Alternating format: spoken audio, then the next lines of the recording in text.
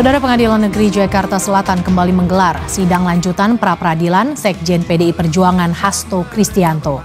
Sidang hari ini menghadirkan saksi dan ahli dari pihak KPK. KPK bawa ahli di pra-peradilan Hasto, jelaskan soal bukti untuk tersangka baru. Komisi Pemberantasan Korupsi, KPK, menghadirkan ahli hukum pidana dari Universitas Riau, Ardianto Effendi, dalam sidang gugatan pra-peradilan yang diajukan oleh Sekretaris Jenderal PDI Perjuangan, Hasto Kristianto. Sidang berlangsung di Pengadilan Negeri Jakarta Selatan pada Selasa 11 Februari. Dalam kesaksiannya, Ardianto menjelaskan aspek hukum terkait penggunaan alat bukti dalam pengembangan suatu kasus terhadap tersangka baru. Perdebatan hukum soal penggunaan alat bukti. Dalam sidang tersebut, Kepala Biro Hukum KPK, Iskandar Marwanto, mengajukan pertanyaan mengenai surat perintah penyidikan, sprindik, umum yang tidak mencantumkan nama tersangka secara spesifik. Ia juga menyinggung bagaimana alat bukti dalam kasus yang sama dapat digunakan untuk tersangka lain dalam proses penyidikan. Berkenaan dengan adanya sprindik umum ini, bagaimana kemudian terkait dengan perolehan alat buktinya? Apakah bisa digunakan untuk tersangka baru ataukah harus diperoleh alat bukti yang berbeda? Tanya Iskandar dalam persidangan.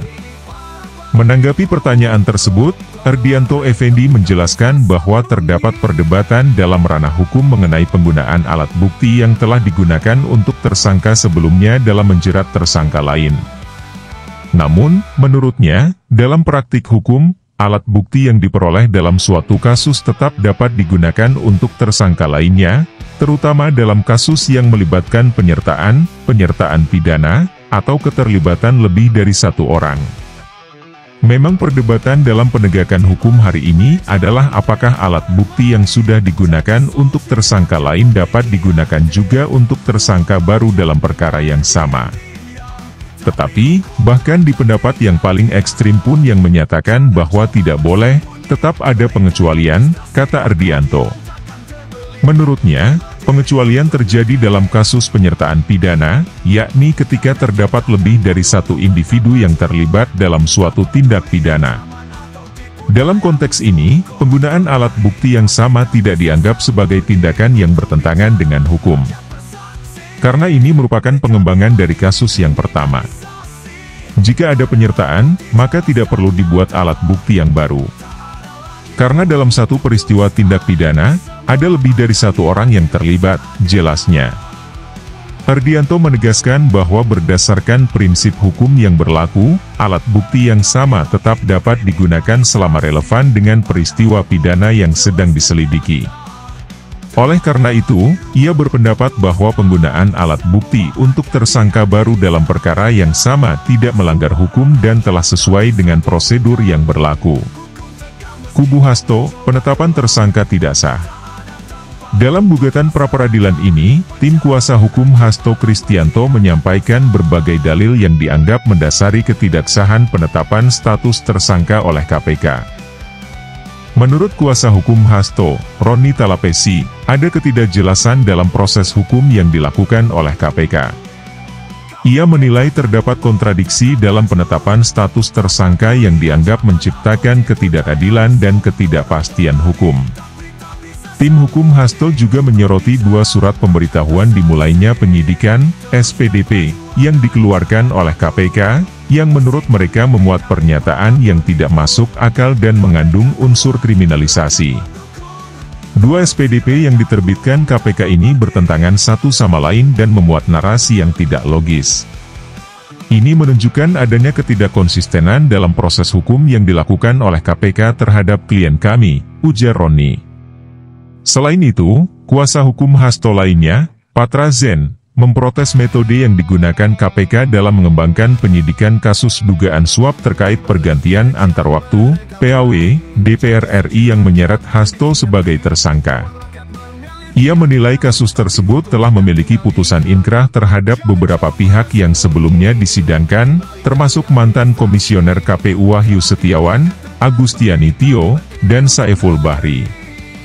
Kasus ini sudah berkekuatan hukum tetap. Mereka yang terlibat sudah menjalani proses hukum hingga tuntas. Seharusnya tidak ada lagi pengembangan kasus yang dilakukan dengan cara-cara yang tidak transparan seperti ini, kata Patra. Karena alasan-alasan tersebut, pihak Hasto menuntut agar status tersangka yang disematkan padanya dibatalkan oleh pengadilan. KPK, proses hukum sudah sesuai prosedur. Di sisi lain, KPK menegaskan bahwa penetapan tersangka terhadap Hasto telah sesuai dengan prosedur hukum yang berlaku. KPK meyakini bahwa bukti-bukti yang ada telah memenuhi syarat formil dan material untuk menetapkan Hasto sebagai tersangka dalam dua perkara, yaitu dugaan suap PAW DPR RI dan dugaan perintangan penyidikan dalam kasus Harun Masiku. Semua proses hukum yang dilakukan KPK telah sesuai dengan aturan perundang-undangan yang berlaku. Tidak ada kriminalisasi dalam kasus ini, karena setiap tahapan dilakukan berdasarkan alat bukti yang sah, ujar Kepala Biro Hukum KPK, Iskandar Marwanto. Iskandar juga menambahkan bahwa gugatan pra-peradilan ini adalah hak setiap warga negara, tetapi tidak akan menghalangi proses penyidikan yang tengah berlangsung. Kami menghormati proses pra-peradilan ini. Namun, penyidikan terhadap tersangka tetap berjalan sesuai koridor hukum yang berlaku, tegasnya. Pra-peradilan jadi ujian bagi KPK dan Hasto.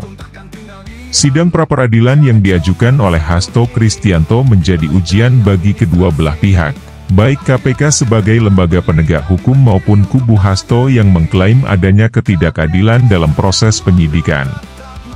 Perdebatan mengenai alat bukti dalam kasus tindak pidana korupsi juga kembali mencuat, mengingat adanya argumentasi hukum yang berbeda mengenai penggunaannya terhadap tersangka lain dalam kasus yang sama.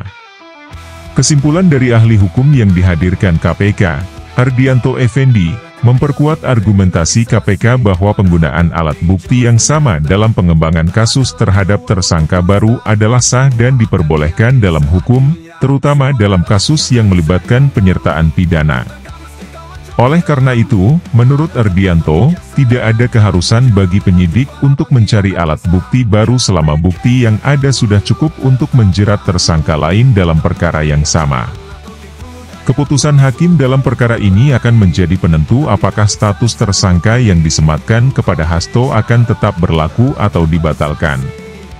Jika hakim memutuskan memenangkan gugatan Hasto, maka ini bisa menjadi presiden baru dalam mekanisme penyidikan KPK. Namun, jika KPK menang, maka penyidikan terhadap Hasto akan berlanjut ke tahap berikutnya. Masyarakat kini menunggu hasil dari proses hukum ini, mengingat kasus Harun Masiku yang menjadi asal-muasal penyelidikan masih menyimpan banyak tanda tanya yang belum terjawab sepenuhnya.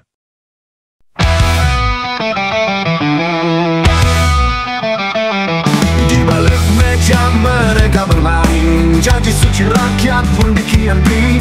Uang rakyat mengalir diam-diam, tapi hukum takkan tinggal diam. Jangan coba bersembunyi di balik tali administrasi. Keadilan takkan terbalik, kami berdiri untuk negeri. KPK takkan mundur, tetap maju. Tak peduli ancaman atau tipu daya musuh kotor lari, tapi tak bisa sembunyi. Hukum bicara, rakyat bersaksi.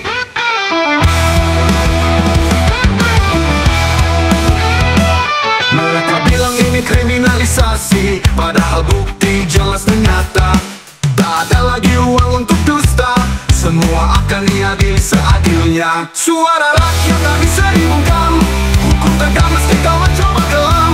Tak ada tempat untuk yang seragam, penjara menanti para pengkhianat bangsa. KPK takkan mundur, tetap maju. Tak peduli ancaman atau tipu daya musuh kotor lari, tapi tak bisa sembunyi. Hukum bicara, rakyat bersaksi. Teruskan perjuangan, jangan ragu. Bersihkan negeri dari para penipu.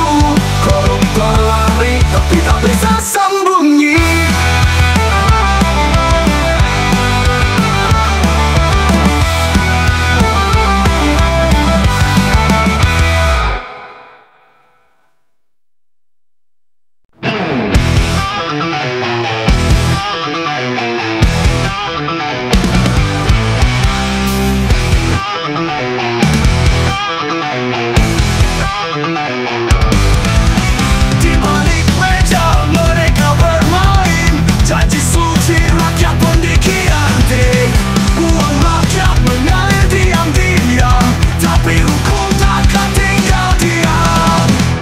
Jangan coba bersembunyi di balik daya administrasi. Keadilan takkan terbeli.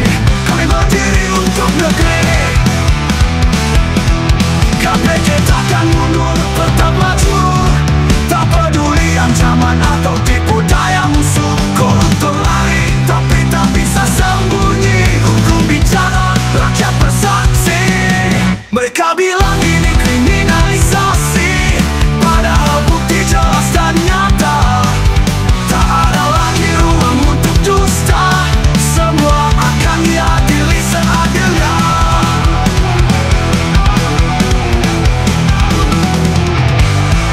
Mereka bilang ini kriminalisasi,